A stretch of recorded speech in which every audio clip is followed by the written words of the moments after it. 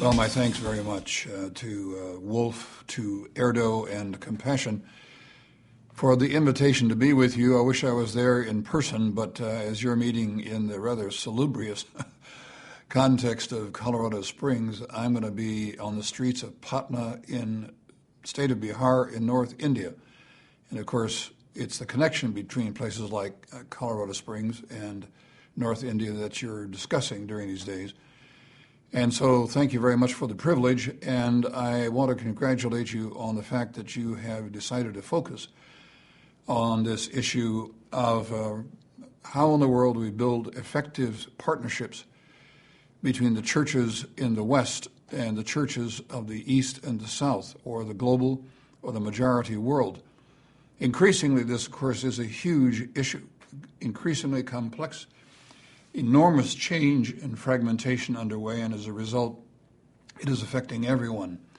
What we see is that there's a real breaking down of hierarchies and power, old traditional hierarchies and power, which used to be centralized, are breaking down so that power is now devolving from the center to the edges. And that means that more and more people have access to more information and more power and more options. All of these things you know very well, but I just want to talk about those briefly and then wrap up my time with a few observations on what we've learned in this context of intense change that has to go on to build and sustain effective partnerships.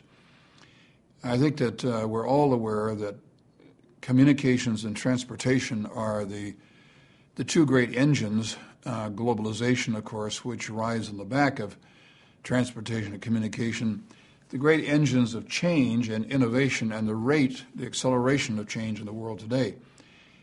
Just looking, for example, at the whole issue of communication, and as we all know, there's been this enormous leapfrogging of technology. So you can go to Yemen, and in Yemen you can find Bedouins in their tents with their solar-powered panels and uploading via wireless to a nearby solar-powered wireless facility, and it's hundreds of miles to the nearest actual cables.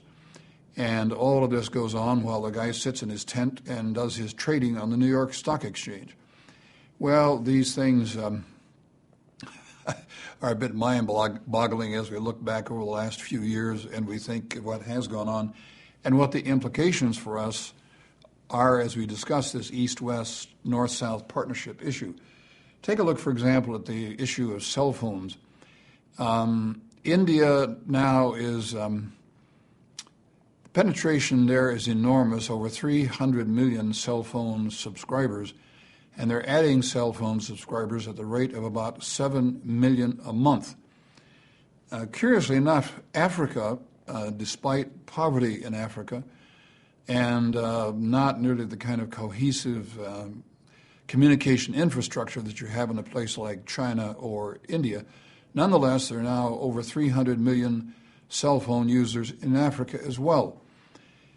China, of course, is the champion, and it's accelerating away from many, many other parts of the world.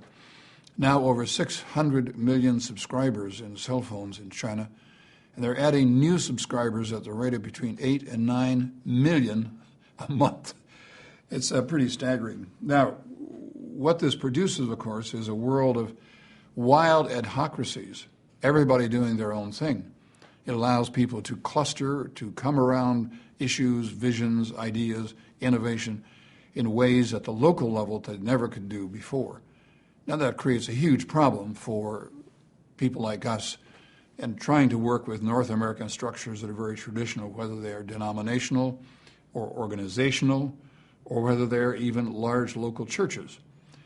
Because large local churches, many times, though sophisticated as they are, much less smaller, more provincial churches, really are completely, largely out of touch with these kind of realities. My own experience has been that I have taken the senior minister of a church, 8,000 to 9,000 weekly attendance with a budget of $10 to $12 million per year, to some of the events that are happening overseas where the multinational community of God's people are gathering, and they're absolutely blown away because they have absolutely no idea that this kind of thing is going on.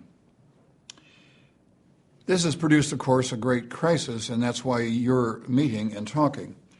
I really would like to just talk about some essentials that we have found with regard to partnership that are critical in this kind of context. Last year, research was completed on 200 Latino organizations in Los Angeles and 200 organizations in Rio de Janeiro, all of them seeking to do community projects collaboratively. And the effort that was undertaken in this research was to find out what were the 3 or 4 most critical issues to produce effective collaboration, partnerships, and sustainable partnerships and collaboration.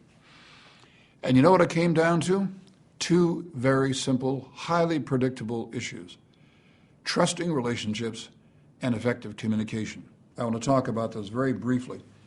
First of all, we've got to start with a compelling vision. No partnership will ever have fire in its belly, will never have long-term staying power or durability unless there is a compelling vision, which has to have 3 or 4 key qualities. One is it's something that it's impossible for a single organization to do. Is it a compelling vision? Second, that God wants done. Everybody in the room sitting around discussing the partnership knows that it's something God wants done. Third, will this vision bring added value to my organization? Unless that's there, unless there is a win for my organization, there's absolutely no point in us being at the table. And finally, is this a vision and a project that I will be able to communicate back to my constituency? Because somebody's paying for this, somebody's approving this administratively, and somebody is praying for it. So that compelling vision is absolutely critical of those key components. The problem is, of course, that big vision frequently produces grand plans. And more partnerships have foundered on grand plans than possibly anything else. That means that what we really have to do is to set limited, achievable objectives. The big vision has to be broken down so that in the first 6 to 12 months, we can see outcomes that occur that are highly specific and that produce a sense of win or success for the collaborative effort. Big vision, but limited, achievable objectives. Trust and those trusting relationships are absolutely critical. And I want to just mention maybe 4 or 5 questions that are always vital for us to ask as we talk about trust and those kind of relationships. Number 1, do we share a common vision? Number 2, do we share common values? Vision is what we want to do. Values is how we do it. Common vision, common values. Do I know that you have my best interests at heart? This is really critical. Are you really interested in my success as much as you're interested in your own success? Fourth, are you competent to deliver on what you're promising? The truth is, particularly in the nonprofit sector, particularly in the Christian sector, regrettably, people make promises they never had the capacity to deliver. And finally, will you deliver? The worst thing in the world is people who have capacity, make promises, and then don't deliver. Last but not least, intentionality of communication. Communication doesn't just happen. There has to be a plan. There have to be people who are put in place for whom there is a responsibility, reporting back to all the players in the partnership.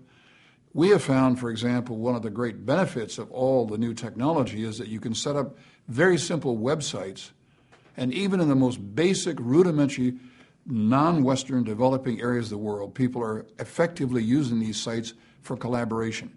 If you have any question, we would be delighted to help you. There are a wide variety of platforms that make this available.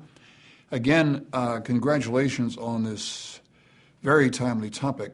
And in the midst of all this kind of chaos and change and radical revolution in communication, transportation, and technology, keep in mind that if there's a great vision and limited but clear objectives, if there are trusting relationships, and last but not least, if we have effective continuing communication, likelihood of success is pretty high. God bless you all, and I look forward to hearing more about the outcomes of what you decide during your days together.